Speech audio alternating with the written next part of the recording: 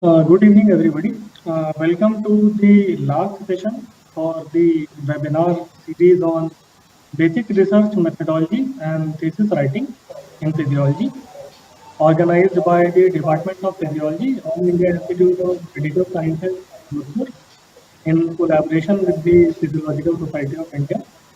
I am Dr. Shival Srivastava, Assistant Professor in the department, and today I will be talking about writing the discussion for the thesis and the publication of a paper. So the after you have compiled your results, drawn out your graphs, and you are summing up your discussion. So the first step we need to look back at is why the thesis was done in first place. That is, what was the research question that we were trying to answer, and in that light, a narrative needs to be created. That is, we need to create a coherent story that the person reading our thesis and our paper can have a look and understand.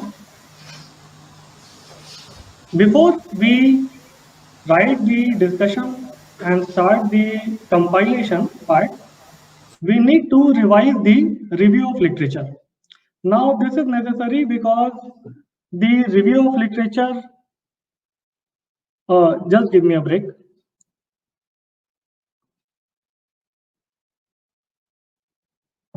Yeah. Because the review of literature is may have changed in the time that has elapsed between the submission of the protocol and the writing of the thesis. And therefore, the candidate who is writing the discussion needs to have a quick recap of the review of literature so as to make note of the advances made in the literature in the time between the submission of protocol and the writing of the discussion. It may be likely that some papers may have come during this time period, which may have added to the literature and to the scientific value, and therefore it would be paramount to include these papers into the narrative. The results that we have got after conducting our material and method, that is our scientific experiments, we need to address them in scientific context, and we need to find underlying mechanisms that are explaining our results, that why we have got a particular value as x or y. We need to look back at the physiological mechanisms that could have led to our results. If there are no clear-cut or well-established physiological mechanisms already, then these mechanisms may be proposed by the person who is writing the thesis. Now, discussion that is there in the thesis may proceed point-wise or may proceed section-wise if there are multiple experiments. Now, this discussion has to be done in the keeping in length the size of the thesis that will be submitted eventually, and it should be elaborate enough to inform regarding what experiments have been done and what results have been got. But we should keep in mind the eventual length of the thesis and the paper that we will submit eventually. It is always advisable to discuss the results and explain the mechanisms as elaborately as possible, because this may be probably the first part that a reviewer may like to read after looking at your objectives, and this will be the part in your paper that will give the scientific value of the paper and decide help the reader decide whether to cite the paper eventually or not. Then in the end we need to add a conclusion, add any limitations that we faced as a part of our thesis, and the future directions that we would like to propose based upon the result that we have got. Before we send the thesis, the candidate needs to First of all, go through clearly the university instructions. Now, these instructions vary according to the different universities, and it is always advisable for the candidate to beforehand get a copy of the instructions that are there of the particular university where the thesis is being submitted, and read them and reread them carefully and follow the instructions that are given to the letter. Also, before the thesis is given for printing and before the eventual submission, the guide will of course read your entire thesis and review it. It is always advisable to get it reviewed by your peers. Now, these peers may be your seniors who may be working with you in the same department or in the same laboratory. They may be other faculty members who may decide to devote their time to peer review. It is always very beneficial to have an internal peer review before sending out the thesis for printing and to the external reviewer. Now, because university instructions vary from place to place, but what we have done is compiled a kind of checklist which the candidate should go through. Prepare a good index. It should cover all major headings and subheadings that are there in your entire thesis. Then always supply a complete list of abbreviations that you have used in the thesis. There may be chemical reagents, techniques, proteins, molecular markers that may be familiar to you but may not be familiar to the reader of the thesis, and therefore it is good that the complete abbreviations are addressed in the initial part of the thesis. Sections of the thesis, for example, introduction, review of literature, lacunae, aim, objectives, material and methods, discussions, references. These sections vary again depending upon the institute. It is always prudent to check the names that are suggested for the thesis by your individual university and include the sections according to the names that are suggested. All the tables that you put in your thesis should have a complete heading and a footer. The tables should be self-explanatory and should be standing alone. That is, a person who is reading the table only should be able to interpret what values are given in the table, what is the statistical significance of those values, what are the p-values, and if the values are expressed as mean or SG or median or interquartile range, all of them should be met in the footer. Figures that are sent out in the thesis should be of good quality. The size will be eventually decided by the number of the figures that you want to include and the bulk of the thesis, but get them printed in good quality, in clear resolution, high resolution as possible for inclusion in the thesis. References, again, the most common format that is accepted for references is the Vancouver format. The sequence of references may be alphabetical or maybe in order of appearance of the thesis. Again, this order of appearance is more common, but alphabetical references are also sought by some universities and need to be included accordingly. If the candidate, that is you, have received any funding for the consumables for the experiments that are done as a part of the thesis, that funding may be by the institute or maybe by any external funding agency, for example, ICMR, DBT, DST, or any other agency. Please acknowledge the funding that was provided as a part of the research grant and always mention the source in the acknowledgement of the thesis. If you have already published papers out of your thesis, please do include them into the thesis. The list of the papers should be there.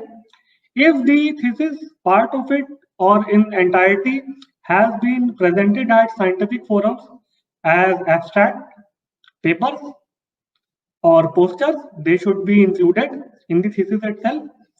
If the thesis has, the work out of the thesis has won any award on any forum, national or international or state level for that matter. That award also should be mentioned in the thesis.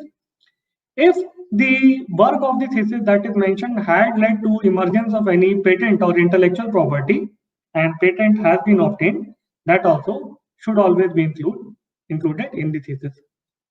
Then in addition to these sections, there are annexures of the thesis where you would like to include your ethical clearance, patient information sheet in English and vernacular language, patient consent form in English and vernacular language. Some of the universities also ask for the comprehensive Excel of the raw data.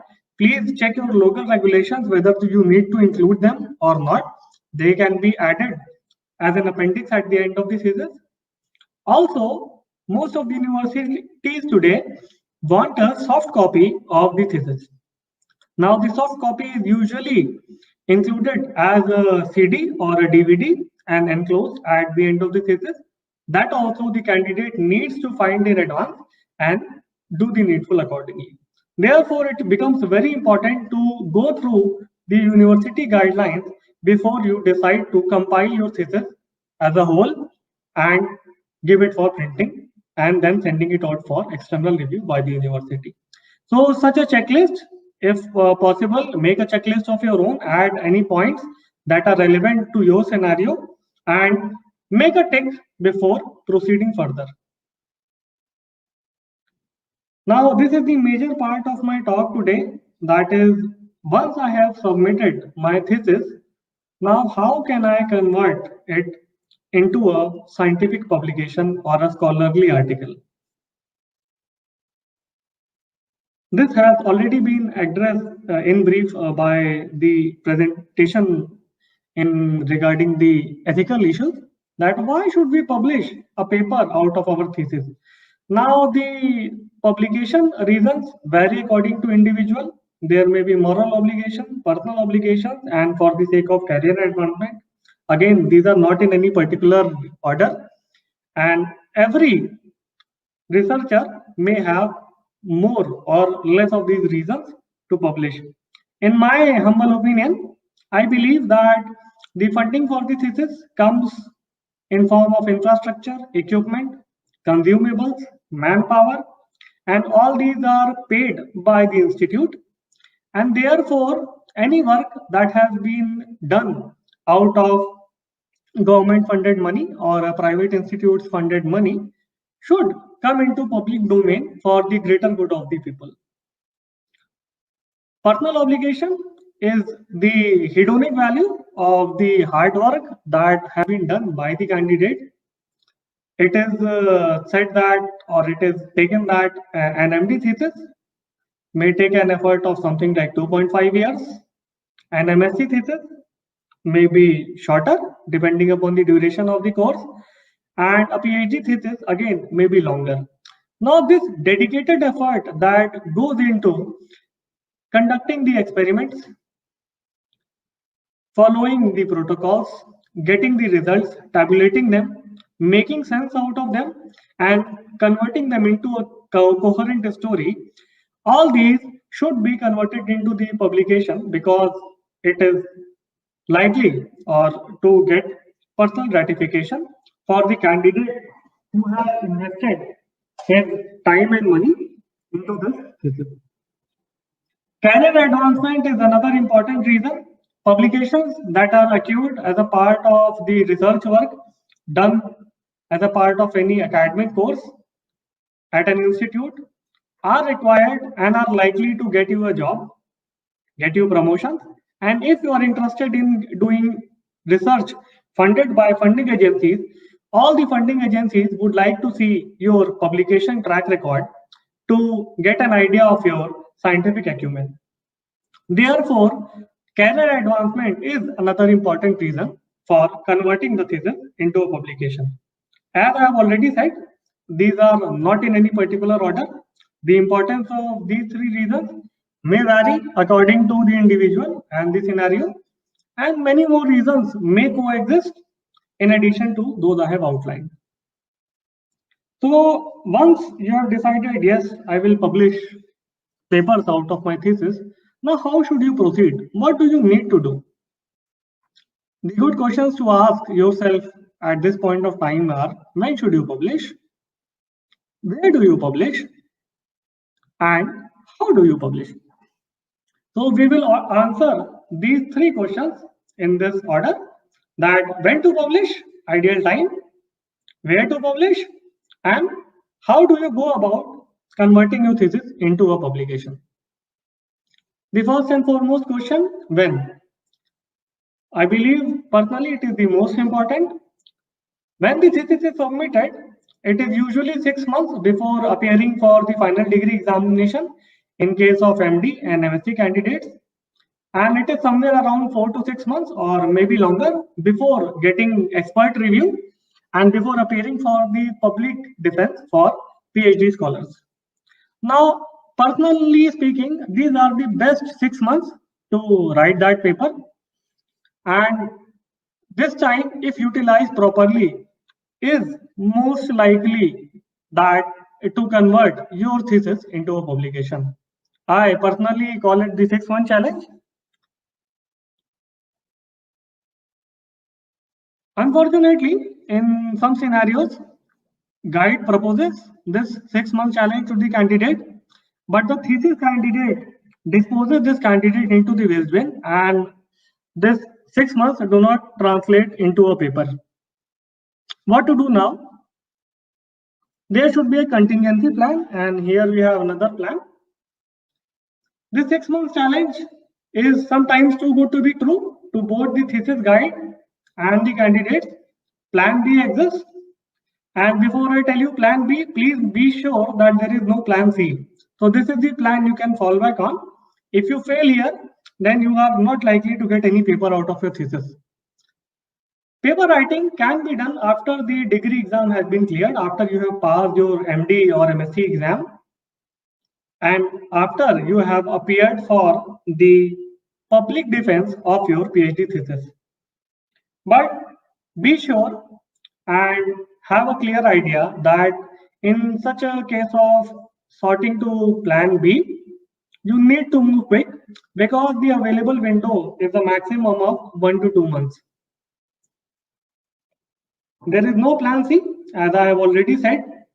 And if for some reason the candidate decides to delay or does not follow plan B, it means that a delay of anywhere between 6 months to 2 years before you get that paper out of your thesis. So in a best case scenario, please make sure that you stick to the 6-month challenge. If you can do it, nothing like it. For some reason, if you are unable to get that paper into the 6-month window that is available after your thesis has been submitted, please start immediately after your degree exam has been cleared or after you have obtained your PhD degree, and do it as quickly as possible and make sure you prepare and submit the desired paper or papers out of your thesis and upload them to good journals. Because if you delay this plan B, then the next time point may be 2 years or maybe even longer. Second question, where do I publish? Now, for publication, everybody would like to communicate the research findings to a good journal. Now, what is a good journal is, I believe, one of the most difficult questions to answer. And for this question, you would need guidance. Guidance would come obviously from your thesis guide and co-guides. Meet them and ask them to suggest some good journals where the work can be published. They will have a fair idea about the potential journals where you can submit your work, because that is because they have been working in the field for some time and should be very well aware of good journals that are there in that particular domain. Also, if you have seniors or your peers who are looking to publish or have published already, you can also call them up, meet them up, and ask them for potential journals which are good journals and where you can submit your paper. In addition to asking in-person advice, please spare some time to search the web to find papers related to your topic and explore the journals. Now, I would give you an example. My thesis, say, is about the effect of, say, lead on cellular toxicity or neurotoxicity of lead. Now, before I decide where to publish my paper, it is a good idea to go to PubMed or any other scientific database and search for papers that have been published related to this topic in the recent time. This would give you an idea about the quality of papers that are coming in these respective journals. This will give you an idea where to submit and where not to submit your paper. And it would also give you an idea regarding the current work being done in the field and how your work would stand out from the work that is already existing. So after you have done these steps, make a list and revisit your guide and then discuss out where to publish. Again, a practical advice that I would like to provide is when selecting a journal, please always aim for an impact factor higher than the potential value of your paper. Again, I would like to explain it with an example. For example, my thesis work, if I believe, is publishable in a journal with impact factor somewhere like 2 to 3, please submit it in an impact factor of say 4 or higher. Always aim for a higher pedestal than the potential value of the paper in your own eyes.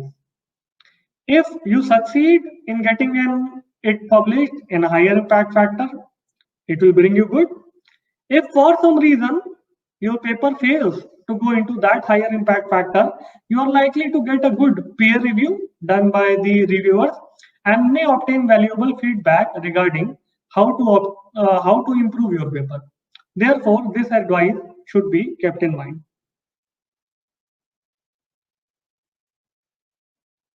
What is a good journal? Difficult question to answer, as I have already said. So instead of answering this, I will take the null hypothesis approach and try to tell you what is a bad journal. The scientific term for bad journals is predatory journal, and these predatory journals can be identified after careful research. Predatory journals definition has been proposed in a paper published in Nature, which I have found to be very relevant and very useful, and therefore I have cited it here. These are journals that put their self-interest at priority instead of putting scholarly value of the work at priority. They give you false information. They do not have best editorial practices. There is lack of transparency regarding the submission of the paper, the peer review, and they aggressively solicit paper from potential authors. These criteria and more of them have been proposed in this paper. You may take out time later on to go through the paper. It will give you more information. Now, how do you identify a predatory journal? Now, again, there is no definite answer to this question. I should warn you. But with experience and with repeated searches, you will be able to spot a predatory journal. First of all, please check the journal website. Does the name of the journal match with the location of the journal? For example, a journal with the name American Journal of XYZ is published from an African country or say an Asian country, this would put a doubt in my mind. Am I dealing with the right journal? Then always check indexing on the journal website. Journals may claim that the journal is PubMed indexed, but we should not go by it. We should always go to NLM catalog. NLM catalog is a catalog of journals that is maintained by the National Library of Medicine, and it can be accessed at this link. You can also type NLM catalog in any search engine such as Google or Bing, and you will be directed to this page. This is how the web page looks like. NLM catalog lists the journals that are referenced in the NCBI databases, and here we can enter the journal topic, the exact title or abbreviation, or the ISSN number of the journal, and click the search button. Now, I'll give an example. This is a prestigious journal in physiology named Physiological Reports. If I search it on an LM catalog, I get the following information: country of publication, publisher, ISSN number, the links. I would like to click on these links and check whether I am being directed to the correct website or I am being directed to some other website that I eventually found out on the net. Then this is the indexing information. The journal Physiological Reports is indexed in Medline from January 2016 onwards. It is indexed in PubMed from 2013 onwards and also available in PMC or PubMed Central. And the journal is currently indexed for Medline. So this is the information I would like to see, that the journal should be PubMed indexed. Some of the journals may not be Medline indexed, but may yet be PubMed indexed. I believe even that will suffice as a source of indexing, and you can go ahead with that journal. Now, if you are dealing with a wrong journal or a predatory journal, most likely the text here would read not currently indexed in PubMed/Medline, or this text may read selected citations only. Now, selected citations only means that only some of the papers of all the published papers are indexed in PubMed, and then I need to be wary of this journal. In a worst case scenario, putting the name of the journal in the NCBI database may not yield any result at all, and then I can be sure that this journal is most likely not indexed in PubMed. So a search for indexing should always be done before starting or deciding where to publish a paper. Again, I would emphasize that all journals may not be Medline indexed, but may be PubMed indexed. And in my personal belief, I believe those indexed that are PubMed indexed, despite being non-indexed in Medline, would suffice for your publication purposes. Now, how do you spot a bad journal? Continuing with that, please check the editor profile and the editorial board members. You would like to Google their names into the web and see whether they exist in reality. Check the journal web page. Predatory journals often have multiple typographical or spelling errors on their website. The websites are unprofessionally designed and may not be proper. Then the journal may promise you a fast or express review. Express review in 2 days, express reviews in 3 days would give me a red flag when dealing with such a journal. Then always look for article publication fees. Now, some of the journals give you the option of article publication fees upon acceptance. These journals may very well be genuine. Some of the journals give you the hybrid model of publishing, wherein you can make your paper open access or freely available on the web upon acceptance, which is again your decision to make. Such journals are not predatory, but any journal that is charging extraordinarily high fees to publish the article upon acceptance, I would go back and recheck the credentials of the journal. Now here I would like to bring the attention of all the participants toward an important point, that many reputed journals, they charge fees, especially that go for the open access model of publication. Many reputed journals in physiology charge something like $1,000 or $2,000 to cover their publication costs and make the article free upon publication to anybody on the internet. This does not mean that the journal is predatory, and an unprofessional web page does not mean a simple web page. Web hosting, that is putting a website on the internet, requires a lot of money, and journals that are under-resourced or do not have a lot of funding going behind them may have simple looking web page. So please have discretion before declaring a simple web page as an unprofessional web page. Under-resourced journals may have simple-looking web pages, but may be really genuine, and you would like to recheck their credentials before marking them as predatory. Now, this email I got for one of the papers that I had published. Now, the email says that the paper was published in the journal title with this title. This has impressed the sender of the email deeply, and due to the rich experience and excellent academic accomplishment, the email sender is asking me to join as one of the editorial board member or the reviewer. Now, this email may be very flattering to me or to you if you receive it, but please ask yourself some questions honestly. First, check the journal from where the email originated. Visit the website, check the credentials. Do things look good? And be practical and ask yourself that based on your experience or research expertise, do you have the expertise and capability to serve as editor of a journal, as an editorial board member? Now, in my case, given my recent entry into the academic domain, my answer to myself would be no. And since my answer is no, I would stay away from such emails and not act as an editor of some journal which was deeply impressed by my paper. Then, if whether the journal is mentioning impact factor on the web page, is the impact factor too high, too low?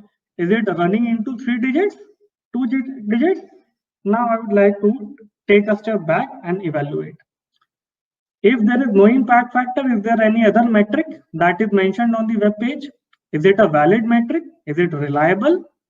Then is that metric acceptable to your potential job provider or to your funding agency? Please have a look. Many journals report unconventional metrics such as scientific journal rank, scholarly impact factor, citation impact factor. I am calling them unconventional because they are not common. Before I read into the SJR, scholarly impact factor or citation impact factor value of that particular journal, I would like to have a clear-cut understanding of how these are calculated and what do these exactly mean. And once I understand them, I would again go back to my question and ask my peers, ask my seniors, whether these metrics that I have denoted in this box, there may be many more, are these acceptable at the job interviews and the funding interviews which I am about to attend? If not, then I would like to stay away from that journal. There are multiple software-based or internet-based tools available on the web for predatory journals. This is one of them, which is devised by the Loyola Marymount University, and many other tools are available. You can go and look for those tools and run the journal through that tool and find out whether it is genuine or not. Now, once I have learned how to spot a bad journal, I would have a reasonable idea how to go about getting a good journal. Please check local regulations, that is your university regulations, your potential job providers regarding the acceptable indexing sources. Your paper should match the scope of the journal where you want to submit and the current publishing trends. Before you submit your paper, please check if there is any publishing fees that is to be paid to the journal after acceptance of your article, and discuss with your group that will you be able to afford that fee after your article has been peer reviewed and accepted. And before submitting your paper to any potential journal, please read author instructions on the journal website. Multiple indexing agencies exist. In my personal opinion, the best indexing agency that is accepted at most of the places in India and abroad is PubMed. Other indexing agencies such as Scopus, Index Copernicus, Embase, Web of Science, Hinari, Google Scholar, etc. also exist. But then, before going to them, I would like to have a discussion with my peers and with my guide and with my colleagues regarding what are the acceptable indexing sources for my paper and I would make a note of that before I submit my paper somewhere. In the previous slide, of all the things I told you, before submitting your paper, please make sure you read the author instructions on the journal website. This is the most important instruction that was given in the previous slide, and you may forget all of the instructions that I stated in the last slide, but please do not forget this. This is the most common reason why papers are rejected from the desk of the editor or rejected without much ado is the failure to comply with the instructions of the journal.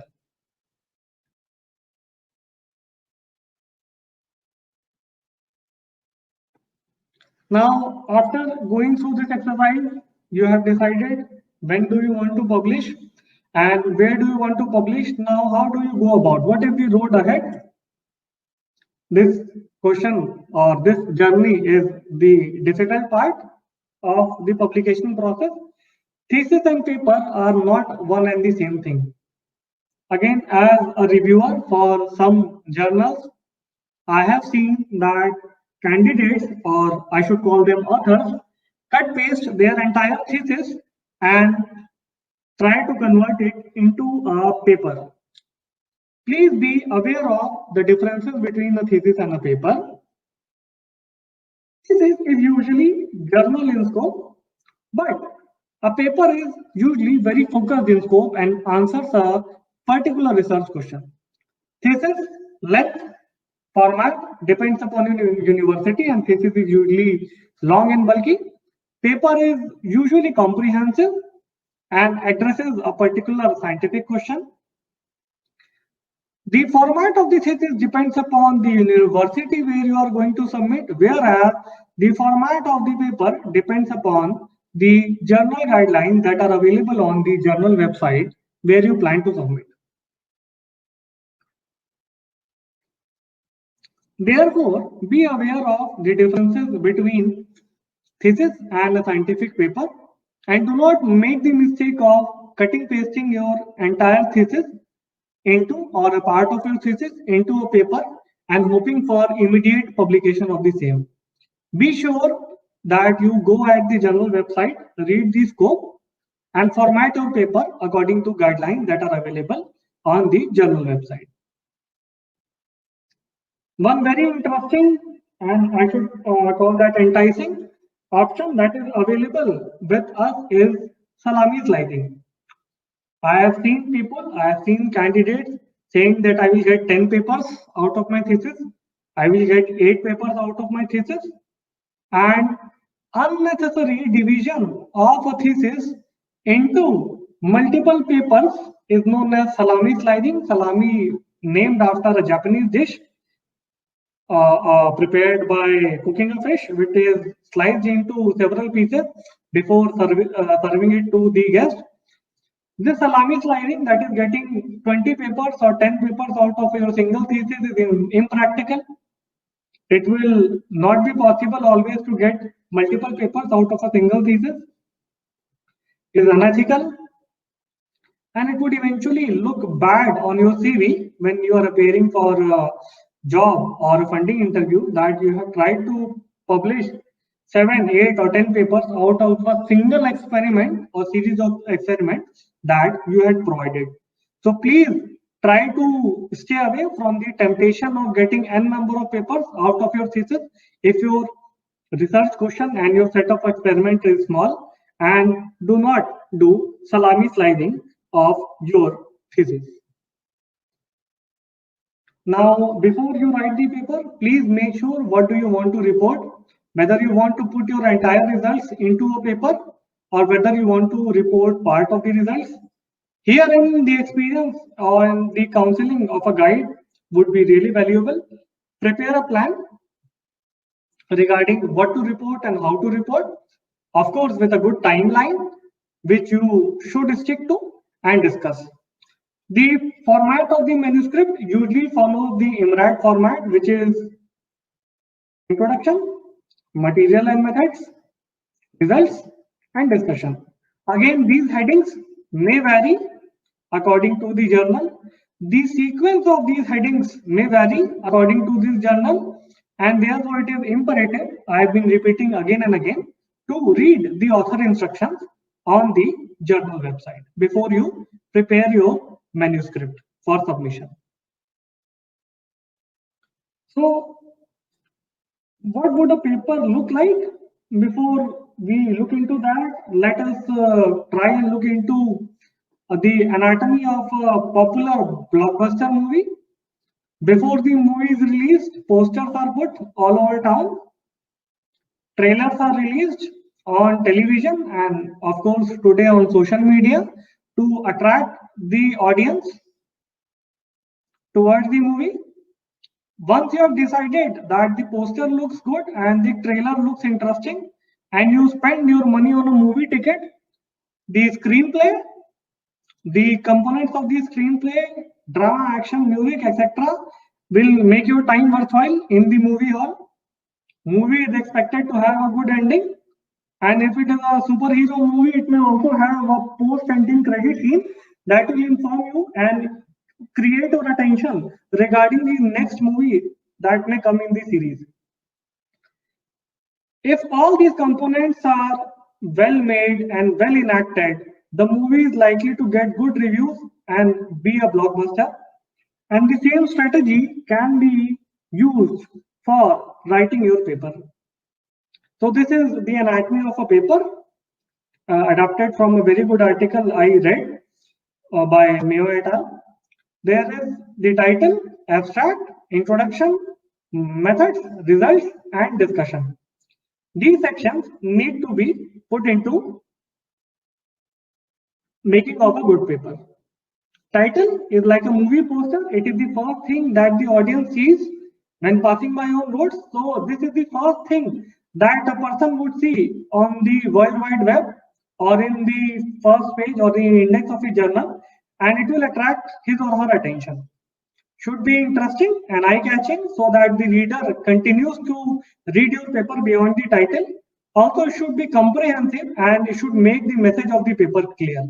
Writing a good title has already been discussed in the webinar series, and you can go through that presentation again to get tips on writing a good title. Title should be concise, should deliver the key message of the paper, and should be easy to understand even for researchers who are working in other fields. Do not overstate or understate your findings. For example, a paper with sample size of 10 subjects should not give a highly definitive and conclusive evidence. It is advised that you be prudent and pragmatic regarding your title. In best case scenario, avoid abbreviations in the title so that it is less confusing to the audience. Abstract is like your movie trailer, like a movie trailer which may be a minute or say 2 minutes long. The abstract of your paper, which usually runs into 250 to 300 words, will decide whether somebody who read your title will actually go ahead and read the paper. Like a movie trailer gives clue to the audience whether they will watch the movie in the movie theater or avoid it. Your abstract will give the reader an idea that whether the reader will read your entire paper or say bye-bye after reading your abstract. It should be interesting and catch the eye. Again, it should be comprehensive and bring out the message of the paper clearly. Please stick to the word limit of the journal. Something like 200 to 250 words is the usual limit. Please read the author instructions clearly.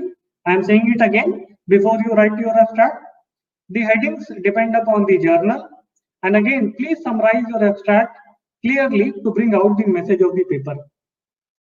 My practical advice is write your abstract at the end after you have written your paper, because in that case you will be in the best position to judge how to summarize your paper.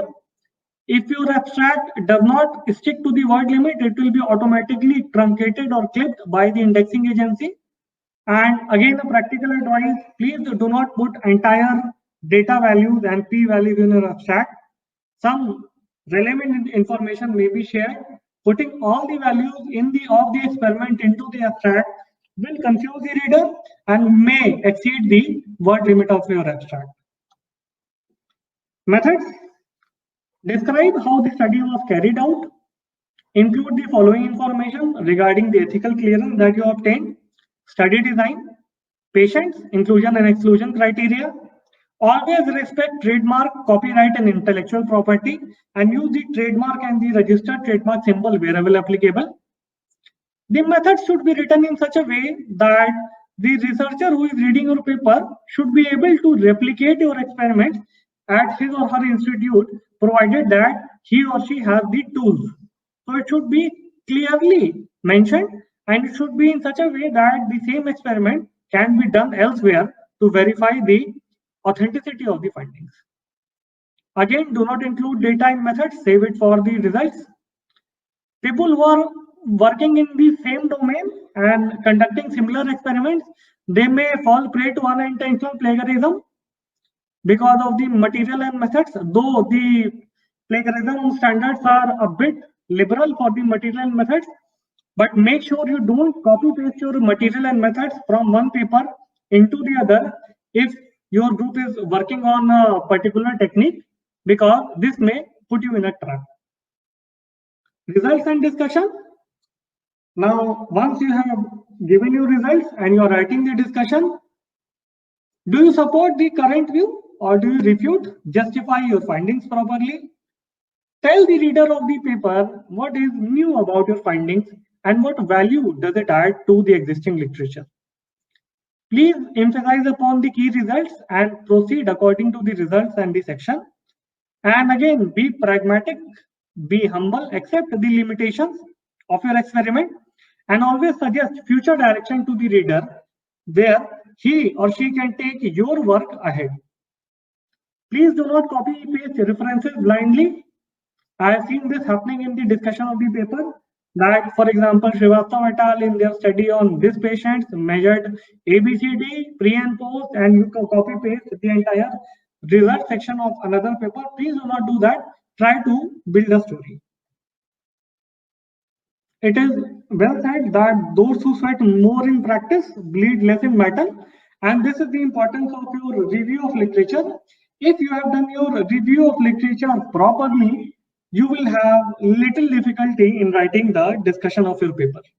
So please make sure you do the review properly, do a post review after your post protocol phase, and then decide to write the discussion. Before sending the paper, get a peer review, share with a colleague, with a senior, ask for critical feedback and go through the feedback. Your peers and your seniors, your guides may spot an error that missed your eye. Also run it through plagiarism detection software. Now there are paid and free web-based software that are available. Authenticate is one of the paid softwares that is available at our institute and many other institutes. But there are good web-based scanners that are there on the internet, which you can use to check for plagiarism. These scanners calculate a similarity score. This similarity score also varies according to the norms of the Office of Research Integrity at your institute. Usually prescribed is more than 7 to 9 words in a sentence amounts to plagiarism unless until it is referenced properly and enclosed in double quotes. If you copy more than 7 to 9 words from a paper and are in no position to modify it, please enclose it in double quotes so as to indicate that this is a phrase I have taken from another paper. Otherwise, it will amount to plagiarism. This similarity score or plagiarism cutoff is different for original articles and review articles. Please ask your ethics committee and your institute research cell regarding the cutoff for plagiarism. Again, before you upload your paper, read and reread the instructions for your author, check your target journal and go according to the checklist that I have shown. Some points are different. For example, abstract will be according to the word limit. Journals may like you to put in keywords. These should be according to MESH or Medical Encyclopedia of Subject Heading. You can Google this on the web. This is a database of scientific terms that are accepted as keywords in a paper, and you can enter and cross-check whether your keywords belong to this MESH vocabulary. Figures, because the paper is usually submitted electronically, please make note of the format, whether the file format is JPG, PNG, TIFF. BMP or some other format, and the file size.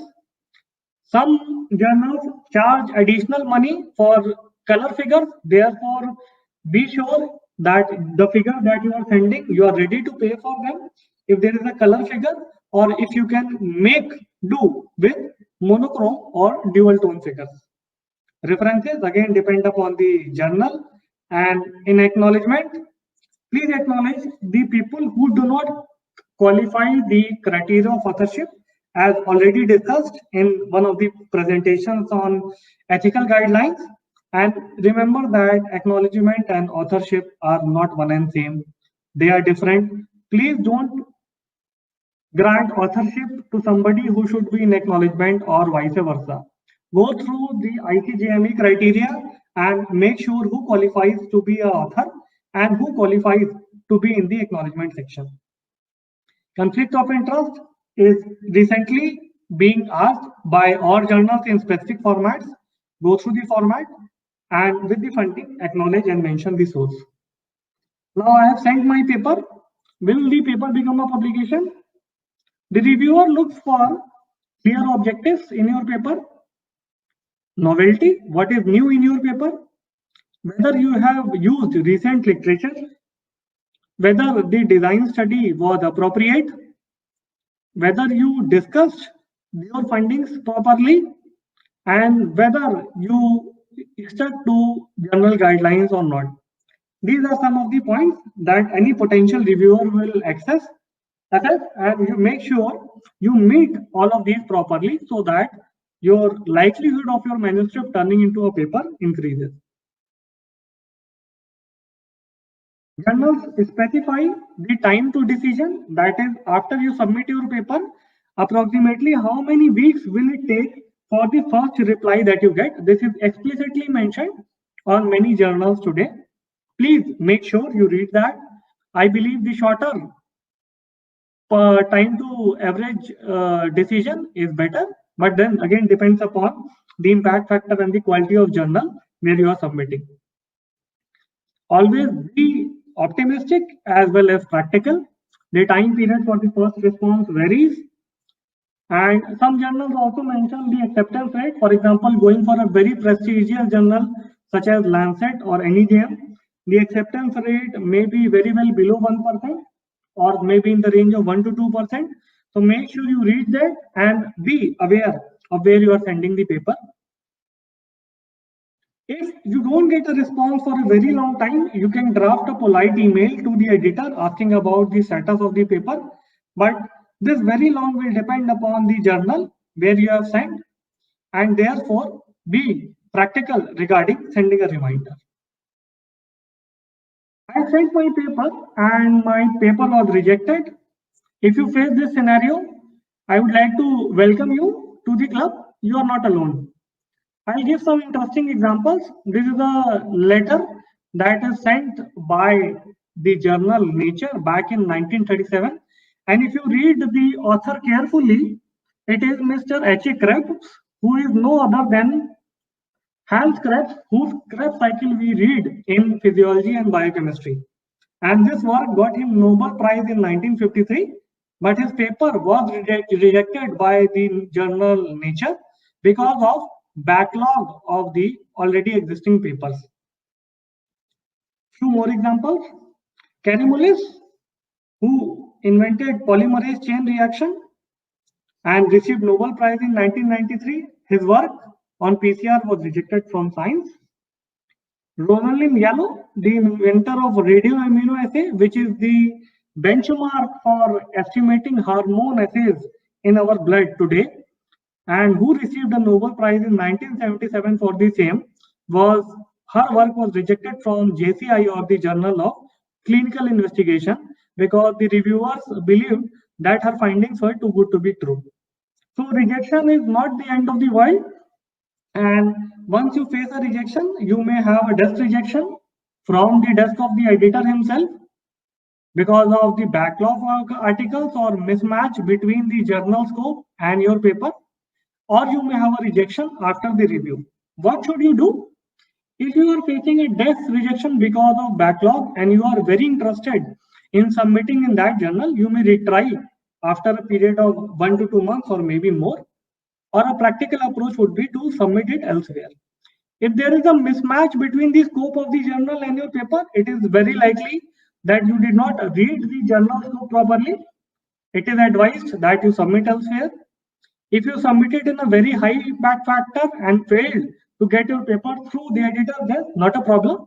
You may try with a lower impact factor. In another scenario, the paper may be rejected after review. If there is overall poor quality of the paper will require restructuring and redrafting. Please sit on your desk, spend some time rewriting that paper and give it a new structure before submitting it elsewhere. If there are problems in the methods of the paper and if there is some gross discrepancy, the correct advice would be to repeat the experiments. I understand that it is not always practically possible. If the methods are having some minor problem, you may submit it elsewhere. Problems with statistics, get a repeat analysis done by you yourself or a biostatistician. Expert help may be sought. And if there is some problem with the English, with the grammar and the language, you may rewrite your paper or again take expert help from a language expert. So all these steps would likely to get your paper accepted. Now I have published my paper. So is my journey done and have I reached my destination? Again, tricky question. The answer is both a yes and no. Publication in a good journal is highly rewarding for the researcher, but that is not the end of the road because it needs to be cited by other researchers. When the paper is quoted by researchers who are working in similar domain, it adds value to the published work. To get citations of your work, you can share your work on academic and social forums such as ResearchGate, academia.edu or some other forums and share it with researchers who are working in similar domain. Please be aware that sharing on these forums is again will bring your paper into light. People may choose to cite or may not cite it. Do not be aggressive in following people for citation. Avoid citations, self-citation. Do not cite your work just for the sake of increasing the number of citation count. And please do not aggressively pursue people for citing your work. I have seen people sending their papers on WhatsApp, posting it on Facebook and sending them as emails and personal messages to other researchers requesting them to cite the work. Unfortunately, this will or rarely translates into a citation. Please do not solicit citations from peer researchers. Some author metrics to wind up my talk. H-index is the index which defines that an author's n number of papers have been cited at least n number of times. I would like to give my example. I have an H-index on 2 if you search my profile on Google Scholar, and it means that my papers, 2 of my papers have been cited at least 2 times by the different papers. So H-index is that an author, if an author has an H-index of X, it means that X number of papers of the author have been cited at least X number of times. Other indices also exist. For example, I-10 index, which you can see on Google Scholar. It tells about the number of papers that have been cited at least n times. I have an I-TEX index of 0 because none of my papers have been cited 10 times in number. Many more metrics may coexist and you may go about looking for them. H-index is quite reliable and tells about the quality of or the scientific reputation of a researcher. The higher it is, the better it is. So to summarize my talk, I believe I finished well in time. Summary of the talk today is that the road from the start of a thesis and eventually ending into a publication is long, but it is highly rewarding. There are no shortcuts for anybody, for me or for you. We all need to take our journey and walk the path and that length of the path and the course of the path vary according to the individual. Please do not fall for the dictum quite popular today of publish and perish and end up into salami slicing or getting aggressive, publishing your papers into predatory journals or aggressively soliciting citations. If you do good work honestly, it is most likely that it will be published in good journals and will get citations and attention from the scientific community, and it will get the attention that the work deserves. Good publications, they need and they deserve citations. Be proactive, but don't be hyperactive or overactive and solicit citation from people. So that winds up my talk. I thank all the people who took time out on Sunday evening to listen to this webinar. And on behalf of the webinar committee, I thank this Physiological Society of India and All India Institute of Medical Sciences, Jodhpur, our institute,